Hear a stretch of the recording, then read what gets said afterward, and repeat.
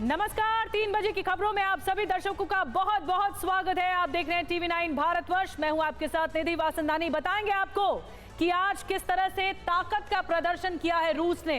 Putin ने अपना power show दिखाया है। क्या कुछ कहा है आपको बताएंगे, लेकिन शुरुआत 25 बड़ी खबरों के साथ। टीवी 9 के सत्ता सम्मेलन में बोले पंजाब के मुख्यमंत्री भगवंत मान, आज संविधान लोकतंत्र खतरे में है। जनता काम की राजनीति पसंद करती है, हमने नफरत की राजनीति नहीं की। टीवी 9 के सत्ता सम्मेलन में बोले सीएम भगवंत मान, चंडीगढ़ मेयर चुनाव में गड़बड़ी हुई। मेयर चुनाव में ऐसा हुआ तो लोकसभा चुनाव में क्या होगा। तेलंगाना के बोंगीर में बोले अमित शाह, 2024 का चुनाव राहुल गांधी और नरेंद्र मोदी के बीच का चुनाव है। ये चुनाव वोट फॉर जिहाद के खिलाफ वोट फॉर विकास का है। आबादी पर आई रिपोर्ट पर बोले तेजस्वी यादव, रिपोर्ट का मकसद जनता को भ्रम में डालकर लोगों के बीच नफरत फैलाना है। भारत में पिछले 65 सालों में हिंदुओं की आबादी 6% कम हुई। आबादी को लेकर प्रधानमंत्री आर्थिक सलाहकार परिषद की रिपोर्ट से खुलासा हुआ है। आबादी को लेकर प्रधानमंत्री आर्थिक सलाहकार परिषद की रिपोर्ट पर बोली प्रियंका गांधी, जनता से जुड़े मुद्दों पर बात होनी चाहिए, महंगाई और बेरोजगारी पर बात करें। देश में हिंदुओं की घटती आबादी पर आई रिपोर्ट पर बोले गिरिराज सिंह, इसके लिए कांग्रेस की वोट बैंक की राजनीति जिम्मेदार है। नवनीत राणा के बयान पर बोले तेलंगाना के सीएम रेवंत रेड्डी, जब वोट नहीं मिल रहे हैं तो ऐसे विवादित बयान दिए जा रहे हैं।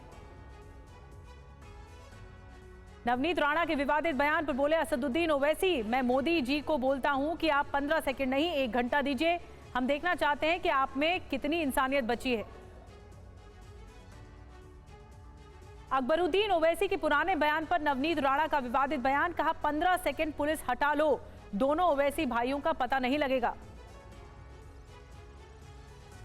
वहीं नवनीत राणा के बयान पर बोले वारिस पठान, अगर ये बयान मैंने दिया होता तो जेल में डाल दिया होता।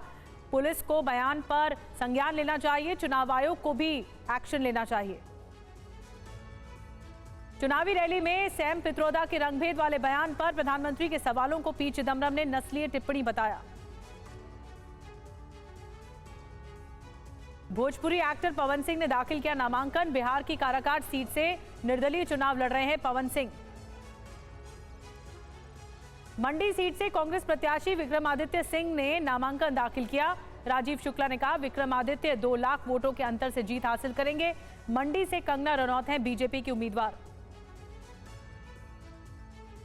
रॉबर्ट वाड्रा ने कहा कि मैंने स्मृति ईरानी को अडानी को लेकर मेरे खिलाफ कुछ भी साबित करने की चुनौती दी थी, लेकिन कोई जवाब नहीं आया।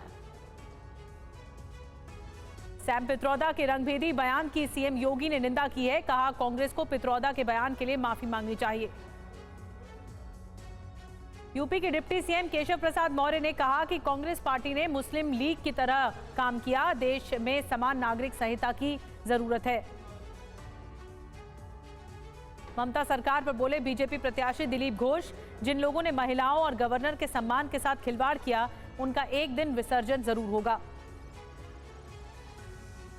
संदेश खाली में महिला उत्पीड़न के आरोपों पर टीएमसी नेता शशि पांजा का बयान, कहा महिलाएं अब कह रही हैं कि उनसे झूठी शिकायत लिखने को कहा गया था, अब वो शिकायतें वापस लेना चाहती है। एयर इंडिया एक्सप्रेस एयरलाइंस ने अपने 25 कर्मचारियों को बर्खास्त किया। कर्मचारियों की सामूहिक छुट्टी पर जाने से आज दूसरे दिन 100 से ज्यादा उड़ानें रद्द।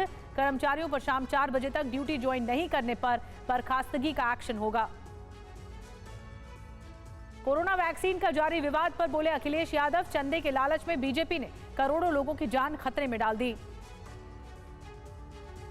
भारत में बीमारियों पर आईसीएमआर की रिपोर्ट आई है सामने, कहा खराब खान-पान 56% बीमारियों के लिए जिम्मेदार है। स्वस्थ जीवन शैली से जानलेवा बीमारियों से बचा जा सकता है।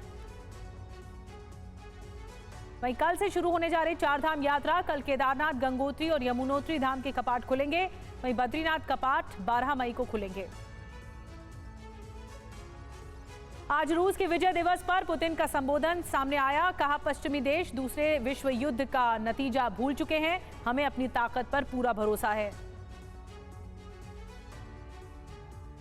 रूस ने विजय दिवस पर पूर्वी यूक्रेन के एनर्जी संयंत्रों पर बमबारी की। रूस का 50 मिसाइल और 20 ड्रोन से हमला, यूक्रेनी ऊर्जा ढांचों को तबाह किया गया।